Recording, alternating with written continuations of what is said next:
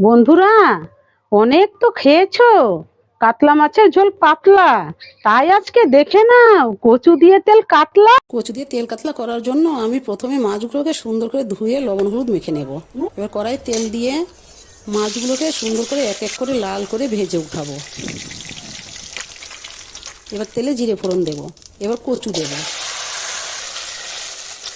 এবার পরিমাণ মতো হলুদ লবণ দেব। এবার কচুগুলোকে লাল করে ভেজে নেব। এবার আদা জিরে কাঁচা লঙ্কা বাটা দেব। কিছুক্ষণ সুন্দর করে কষিয়ে নেব। তারপর পরিমাণ মতো জল দেব। এবার কিছুক্ষণ ফুটিয়ে নিয়ে কচুগুলো সেদ্ধ হয়ে যাওয়ার পর ভেজে রাখা মাছগুলো দেব। এবার আরও কিছুক্ষণ ফুটিয়ে নিয়ে নামিয়ে নেব।